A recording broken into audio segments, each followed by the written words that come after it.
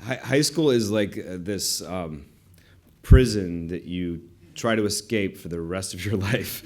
And I don't know anyone who really ever escapes it. You know, that's adolescence. You know, it's the time when a boy becomes a man, when a girl becomes a woman. It's a time where any human being has to confront their own adulthood or their existence.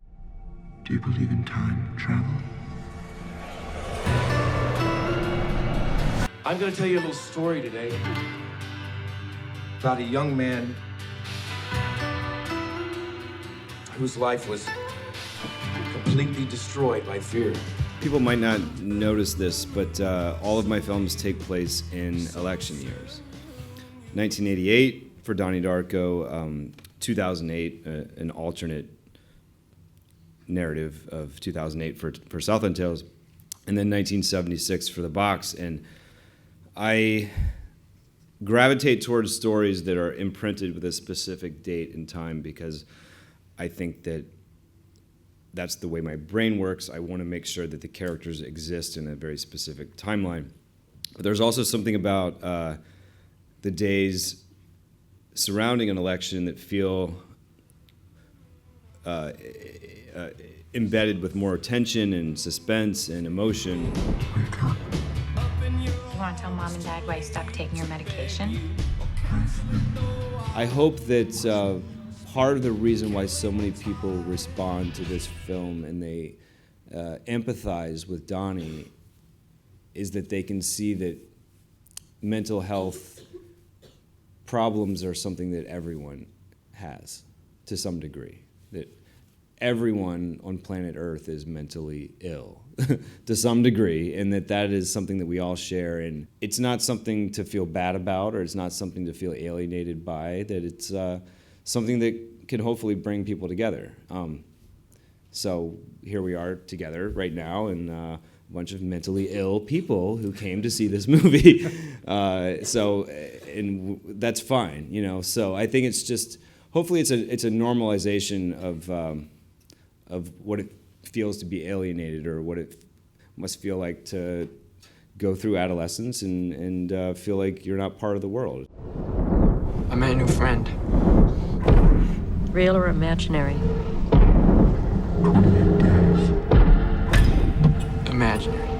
6 hours, 42 minutes, 12 seconds. It comes out just after 9/11, and it effectively vanishes. And I wonder whether you thought, and this is in the States, I wonder whether you thought that was because of 9/11, because the atmosphere was so weird and you've got a film with a jet engine falling out of the sky, or whether just because it was a film that was just always going to freak people out, and that was almost immaterial. I think we had a really bad start at Sundance for whatever reason, the January of 2001. So we weren't off to a good start. We were not a highly anticipated film. We were pretty much the disaster of Sundance 2001. And then I guess after 9/11, it was a situation where no one even wanted to think about movies really at all. It was just any movie was an afterthought or an incidental footnote in a catastrophic moment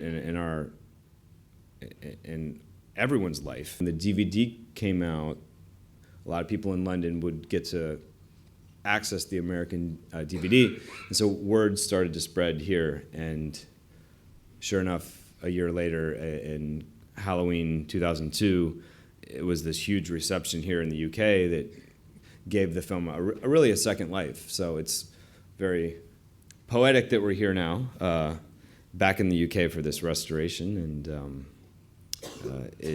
it's fascinating that such an American story connects here. At some point, will this movie just hit a wall and there'll be a whole generation of teenagers who are just like, that's bullshit.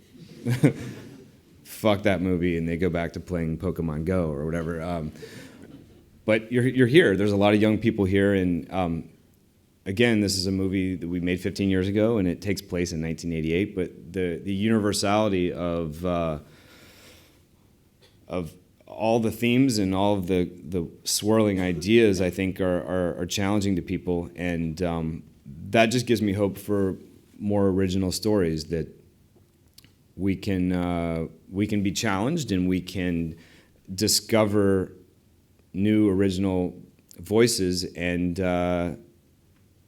when there's a new generation that continues to be enlightened and open-minded and tolerant, then that just proves that maybe Donald Trump didn't win after all.